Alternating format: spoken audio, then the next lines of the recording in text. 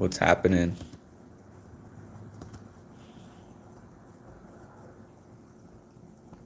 This one. So I got about 45 minutes today, something like that.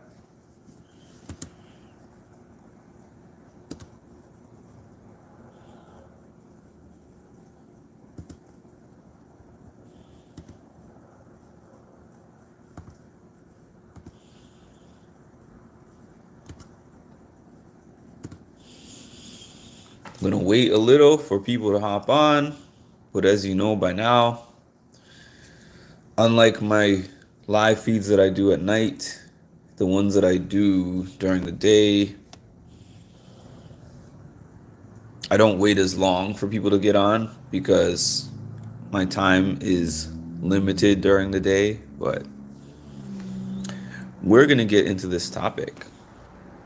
Number one, I'm gonna start out by saying October 10 is World Mental Health Day. Now, I knew about Mental Health Awareness Day. I didn't necessarily even know about World Mental Health Day, but somebody wished me a happy World Mental Health Day, so I looked it up. According to the website for World Mental Health Day, it says the objective of World Mental Health Day is to raise awareness of mental health issues around the world and to mobilize efforts in support of mental health. The day provides an opportunity for all stakeholders working on mental health issues to talk about their work and what more needs to be done to make mental health care a reality for people worldwide. I, of course, support this cause. Some people don't seek mental health treatment because they can't afford it. Some people don't seek mental health treatment because of stigmas. I think it should be, of course, accessible and affordable to all. Now, a little story that I wanted to talk about of something that happened to me. Shortly after I first got my mental health diagnosis, which I think was about 2012, but this incident happened in 2013. At that point in time, I was talking to the therapist that I had at that point in time about disclosure. And the therapist was kind of warning me, I can disclose to anybody. However, I should be a little bit cautious and reserved about whether I should disclose or not, and be prepared for the types of responses that I might get. So I chose to disclose to a very close friend of mine at that particular time. I told that friend a pretty in-depth amount of information about the symptoms that I have, the diagnosis that I have, which was anxiety disorder, clinical depression, panic disorder, and agoraphobia. I gave some details about that. I gave some details about my experiences, the fact that I'm in therapy, etc., etc. At the time, that person was like, that doesn't change the way that I think about you. As a matter of fact, it makes me think that you're a very strong person for dealing with all of those things and persevering. So I was very happy for how that went. And I felt that that strengthened our bond. Sometime down the road, there was an incident that we had where, we were getting into a argument over a certain thing. And the person chose to say, "Are you all right, Mark?" "Hey, Lisa." The person chose to say to me, "Are you all right, Mark? Did you take your bipolar meds? Are you having a bipolar episode?" That's a thing that people say. Did you take your meds? Are you bipolar? Like, that's a thing that people have said for years out of ignorance. People use that casually. They even say the weather is bipolar. So, number one, I don't even have, bipolar disorder. But number two, it was said as an insult. And I felt like it was really personal due to what I shared about my mental health disorder. So I pretty much flipped out about that. I got really angry. I flipped out. I had a strong reaction to that. And I'm a very reflective type of person. I'm somebody who thinks a lot before they act, usually. So I felt regretful about that. Now, in terms of the reason why I got upset in the first place, I felt like the reason I was upset was very valid, but I also just didn't want to have that type of reaction. So I remember I went and spoke to my therapist sometime after that. And I talked to the therapist about the incident, and I said, I wish that I didn't have this issue with mental health, because the mental health caused me to get mad and yell at this person. So the therapist asked me to break down the whole incident, why we got into the argument, what that person said, and what I said. So I broke it down for the therapist. Yeah, I'm good, Van Hoot. I hope you're good too. So I broke it down for the therapist. I said, this is what caused the incident in the first place. This person breached my trust because of XYZ. This is what they did. So I approached that person when I found out they breached my trust and asked them why. They told me that I was overreacting and it wasn't a big deal. I felt it was a big deal. So I let them know, this is not okay to me. And the response of that and me saying that was, did I take my bipolar meds? I think they think I'm having an episode. So then I mentioned about, how I spazzed out after that. And when the therapist responded, they were like, I want to tell you first and foremost, you were angry. Forget your mental illness. You were angry. And she was like, if I was in that situation and that person said those things to me, I would be angry too. About the way the argument started. She said, I would be angry too. So that's not a mental illness. You were angry. You were pissed. And you had a right to be. And then the bipolar episode thing and bipolar meds comment was another dig, a personal dig specifically at you. So you had a right to be angry about that too. So she said, I know that you have a mental health diagnosis, but some things are actually just life occurrences. Not everything has to be pinned on your disorder, and this is definitely not one of those cases. So she said, anytime you find yourself in one of those types of situations, sit back for a minute, think and evaluate. Is this because of my disorder? Or is this just a life thing that I have to deal with? Emotions. She's like, emotions, they actually happen in these types of situations. You can't live a life without emotions. Now, granted, you might be somebody whose emotions are a little bit stronger than the average person,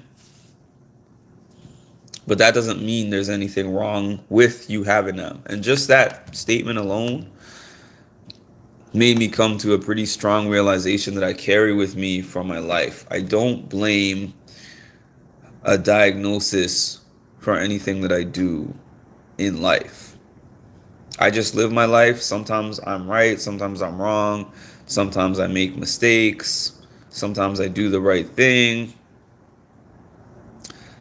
My mental health disorder or diagnosis is just something that's written on paper, but I don't use it for anything. Hey Van Hoot, loved the convo from last night. I just caught up on the video. Yeah, it was a great discussion, and it's part of why I'm making this video today. It's not necessarily a continuation of that discussion, but I think seeing the responses that I got in that discussion showed me that this is an important topic to keep going. And it's the main reason why I developed this page in the first place. I was telling somebody else yesterday, it just happened that Big Brother collided with what I was already doing. And it helped me, it gave me a boost. But then when we started talking about these Big Brother topics and house guests, mental health was actually something that was prevalent on the season and is on every season actually. So it gave a great opportunity to merge two things that I really like, which is now I've grown to really like the show. And the show represents a lot of the topics that I am interested in real life.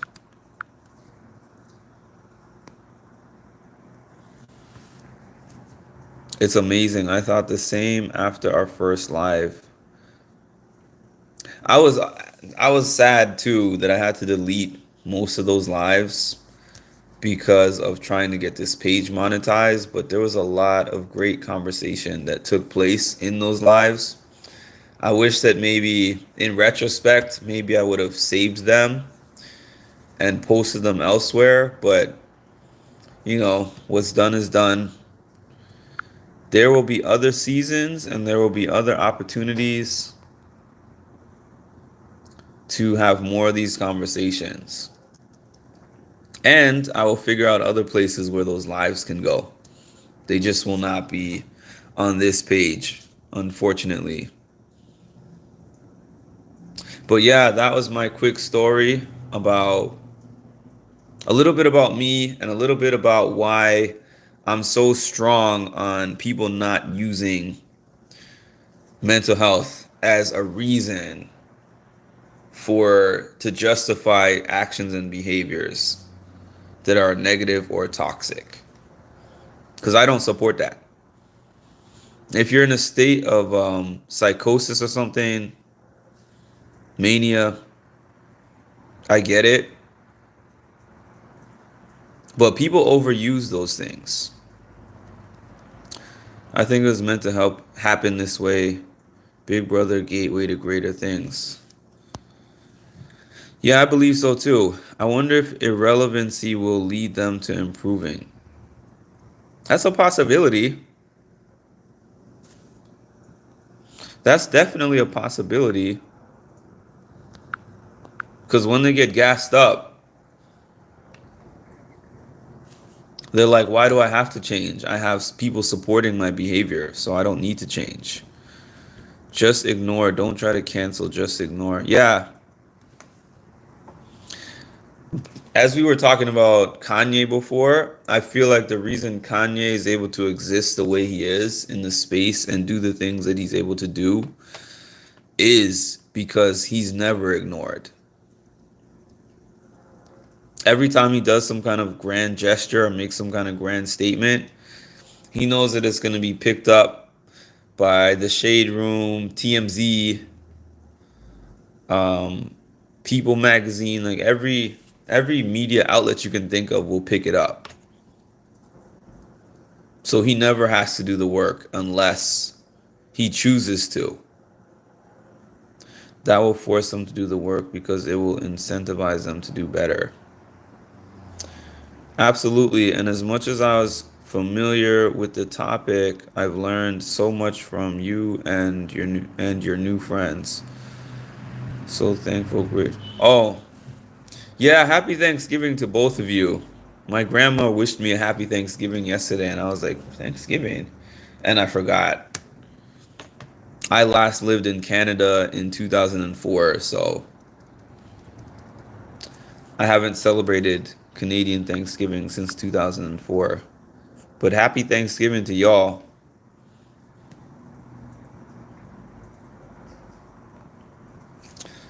I would definitely say I'm thankful for this page and the new friends, like you said, Lisa, that I've made via this page, and the connections and the conversations that we've had that go deeper than the show. But next summer, it's going to be so cool because when the show comes back, all of y'all will already know about my channel. So it's no longer going to be a surprise to anybody or to me when I start putting these posts back up for the new season.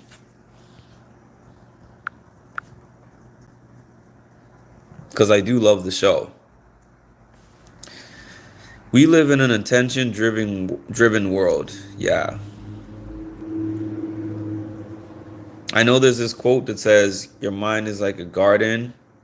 Whatever you choose to feed will grow. I watched the Kanye interview. See, this is the thing, Lisa. Kanye's a genius. I always say this to people. Kanye is very smart. And the thing that I feel about him is being very smart also makes him very dangerous. I don't know if it's because he's off or it's just what, but I just know that I feel like he knows what he's doing. I feel like people are just watching him and are like, what's going on? But he has a lot of things mapped out. If I say this, it's going to spark this reaction. Okay, I'm going to start this beef with Drake. And then me and Drake are going to do this Free Larry Hoover concert right afterwards. I think he's a marketing genius. We need to stop giving these things attention.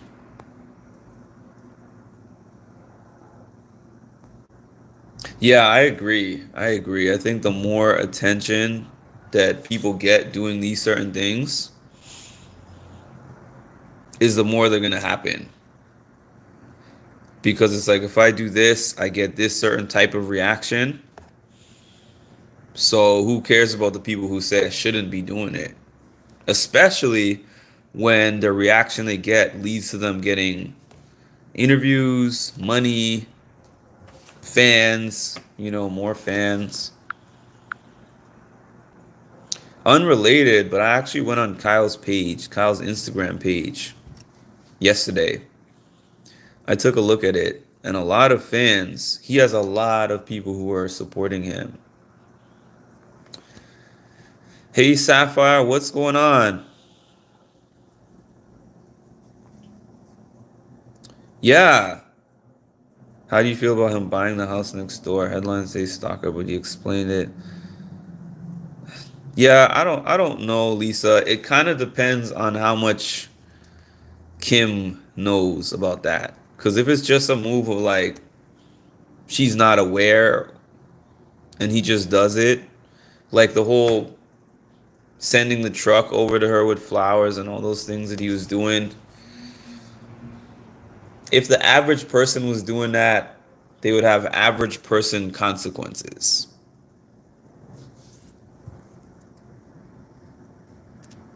I know he wants to see his kids, but that's weird behavior to me.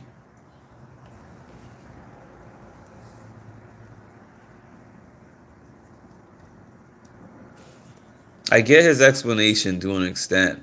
I mean, I didn't really hear that explanation, but just in general, I've heard different explanations that he's had about wanting to be in his kids' lives, but I think he's doing too much. I think he's just doing too much. He's been manipulating the media and his wife for a very long time. I think so too.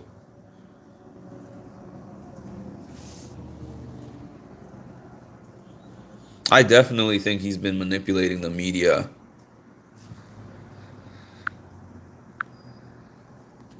Anything that he does, he steps outside, he puts on a certain outfit. If he's outside for 5 minutes, he knows that it's going everywhere. The pictures are going everywhere.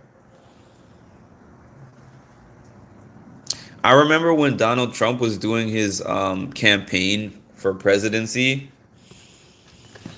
and they were asking him if he has spent, if he has raised money for like his advertising budget, and he was like, I don't need to.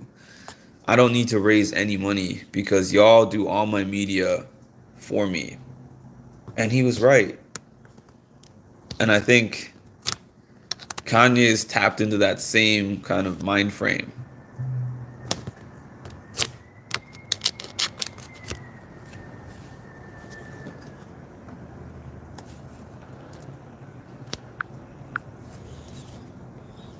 He's so desperate for white validation, he's too far gone. Yeah, he's very far gone. I don't support him anymore. I hate to say, but I mean, I like his music, but there's too many other things that he's got going on. There's too many things that he's doing and saying for me to be like, I'm really about to support him like how I used to.